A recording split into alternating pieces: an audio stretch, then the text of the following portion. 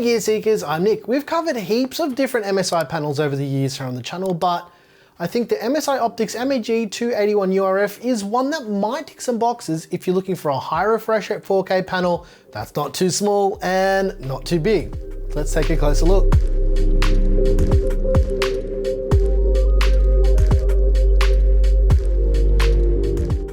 I've been using this panel for about a week now to play games on and to tinker with, and I think I've given it a really good run to see if it's any good. I've also played both PC and PS5 on it to give it a really good workout. The MSI Optix MAG281URF features a 27.9-inch rapid IPS panel with a resolution of 3840 by 2160 with a peak brightness of around 300 nits and 400 nits when HDR is enabled, but I'll come back to that. It also features a 144Hz refresh rate with DisplayPort 1.4a and a 120Hz refresh rate with HDMI 2.1. It's got a zero bezel design with a matte anti-glare screen surface, and yeah, I know what you're thinking, right? 27.9 inches, it's a weird size. Don't worry, I agree with you. Well, why not just 28, right? It's weird. The 281URF is a flat panel with a response time of 1 millisecond gray to gray. It's fully G-Sync compatible, and I use it with G-Sync without any issues whatsoever. And I did test this for an extended period of time and it worked flawlessly. The 281URF is an 8-bit panel with FRC, and you can enable that 10-bit mode on it. It supports 124% of the sRGB color space and 95% of the DCI-P3 color space. The 281URF has a 178-degree wide viewing angle with a 1000:1 contrast ratio. This is all pretty standard stuff for an IPS panel. The 281URF has standard 100mm VESA mounting, so if you've got an existing solution, so like a monitor arm or whatnot, or anything that's compatible even with wall mounting, you should be fine. The included stand is also fully height, tilt, rotation, and swivel adjustable. So you've got just about every axis possible to adjust this panel. As far as connectivity, the 281URF is jam-packed. It features two HDMI 2.1 ports, which are 48 gigabit ports, a single DisplayPort 1.4a port with display stream compression, a headphone output, a USB Type-C port, one USB Type-B uplink port, and two USB Type-A ports. This monitor also has an internal KVM that allows up to 2 devices or computers to be connected to it, so you can share the same peripherals. So basically, you just plug your mouse and keyboard into the monitor and you can share them between whatever devices you plug in. Judging by what we've seen since about 2021 with all of these new monitors that we've covered, I think KVMs are basically just going to become a standard thing, and that's something I can definitely get behind because personally, I use a dedicated KVM on my main setup, and it's just something that I can't live without. Once you've had a good KVM, it's just hard to go back to anything else. The out-of-the-box calibration is okay for a gaming monitor. I didn't need to adjust too many settings on the panel at all, other than reducing the overall brightness. Now, I just didn't need to really mess with this. It was good. That's kind of the thing with this panel as well. Even from the get-go, it felt pretty good. Now, I always do this, but I reduce the monitor's brightness to just 20% in SDR mode because it's very bright in dark environments, and I think that's more than adequate for SDR mode. Now, if you are using a monitor in a room like this one here, which is where I use all these monitors, you can cause yourself some serious eye strain. So just be careful with brightnesses and monitors. I also would not recommend using the HDR mode on this panel because once again, they just slap HDR compatibility into these panels without testing if the HDR is even any good. Now, it's not terrible, but it's not good either. It's only got a peak brightness in HDR of about 400 nits, and for me personally, it's just not bright enough for good HDR. HDR aside, the build quality is excellent. We've seen this basically with every MSI panel. It's premium and you shouldn't have any issues with it at all. It is very gamery when you flip it around, but you know, that's the same as the rear with most MSI monitors. That may or may not be your cup of tea, but I don't think it matters too much because you're not looking at the back of your monitor, you're looking at the panel itself. And that kind of leads me into the design on the rear, just to talk about this because it's rearing its head again. It's got RGB accents on the panel and you can control that in Mystic Light, and you can sync it with other MSI devices or hardware if that's what you have in your system. But just remove the RGB on the back monitors. It doesn't really serve a purpose other than to look good in B-roll and product photos and stuff that we would typically shoot. Personally, I wouldn't even bother messing with RGB settings on the back of a monitor because it just doesn't make sense that it even exists. Just get rid of it and save the people some money. The 281URF has a little nub style joystick on the back of the screen for the menu system, and it's really easy to use, very easy to navigate, and very easy to understand. However, like most other MSI panels, you don't need to use that on the back.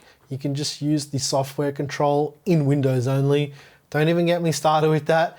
You can also reassign each direction on the joystick for quick access to features like the KVM. So if you're using the KVM, I would suggest setting up the directional buttons or just one direction to switch whatever device you got connected. Just to address a few comments we've had on previous monitor videos with this software integration as well.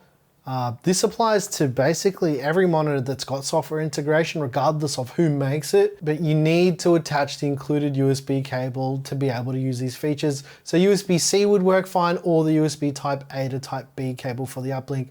It doesn't work over HDMI or DisplayPort alone. It'd be kind of cool if they could do it. I bet you they could actually do it, but yeah, they don't. This leads me into the next thing. This panel supports 4K 120Hz with HDMI 2.1 on both the Xbox Series X and the PS5, but I don't have an Xbox Series X for testing, so the PS5 is just gonna have to do, and I had no issues whatsoever. The 281URF features full 48 gigabits HDMI 2.1, so you shouldn't have any issues if you're using with either the Xbox or the PS5, so you should be good to go. So yes, you can use this panel with a console. We get that question quite a lot. Yes, you'll be fine.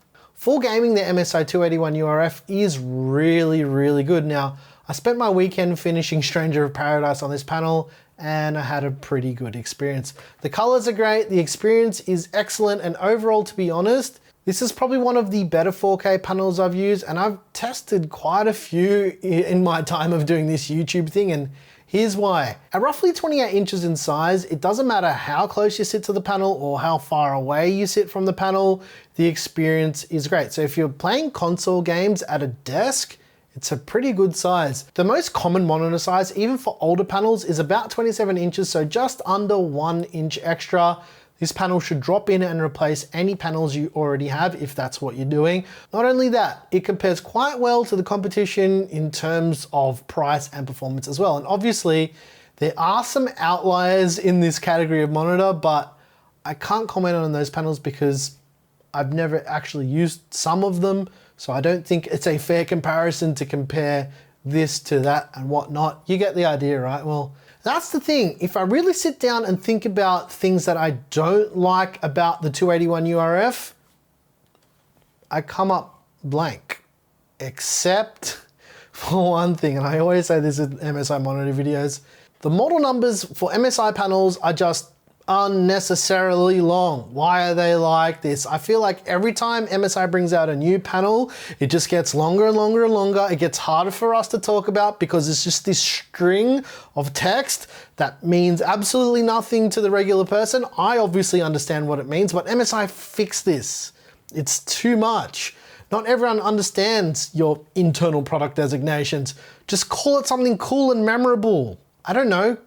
Drop a comment down below what you think it should be called, right? It's just ridiculous how long, and I mean, that's my biggest complaint about it. It's just, these names are too long now. Just stop doing this, please. Okay, rant aside. You're getting great calibration, you're getting great performance, and great color reproduction. And I know other reviews will eventually come out and disagree with some things that I say here, but honestly, if you love gaming and you want to have a great monitor for your PC and or console, and if you want to use a laptop or a second PC with a built-in KVM in the monitor, this monitor is really hard not to recommend. But as usual, ladies and gents, you know how the world works, right? All things come at a price. If you're interested in grabbing the MSI Optix MAG281URF, they'll be going for around $699 US or around 1,099 Aussie dollars at the time of filming this video, right? It's expensive and there are cheaper options out there, but again, I don't think it's fair to compare them because I haven't used any of them except this one here, and this one was a pretty good experience. Now, if you've got any questions about anything I mentioned in this video, feel free to drop a comment down below and let us know what you think about the 281 URF. As mentioned, I quite like this panel. It's a great example of good size and good features and overall good execution. Also, and this is like the caveat at the end of all the monitor videos that we do here on the channel, we like to keep our monitor content in a nice and easy to digest format for people who don't understand all the technical side and basically all the numbers and everything when it comes to talking about monitors. I like to talk about things that regular users will find useful, like things you can plug into it and features and that kind of stuff. And I leave decisions like purchasing stuff in your hands because, yeah, not everyone's an expert, and that's kind of our job, is to make those things that are hard to understand a bit easier to digest for people who don't do this every single day. But if you want to check out some more in-depth stuff, Tim at Hardware Unboxed did a great job of comparing this to some other panels that we haven't used. So if you want a technical analysis, make sure you check out Tim's video over on Hardware Unboxed. I'll put a link to that in the description. Anyways, guys, if you like this video, you know what to do. Hit the like button, hit the subscribe button, ring the bell, look at the graph, do all the things, and yeah, tell us what you think about this panel. I'm pretty keen to hear you guys' thoughts.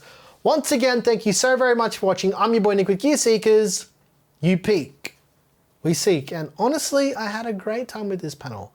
I liked it. MSI's been making some really good panels over the last couple of years, you know, from not making panels at all and then to just start making them. Obviously, like, they're using another manufacturer to help them make the panels. They're not making them completely in-house, but you know, it is good to see another competitor in the monitor space. Thanks for watching.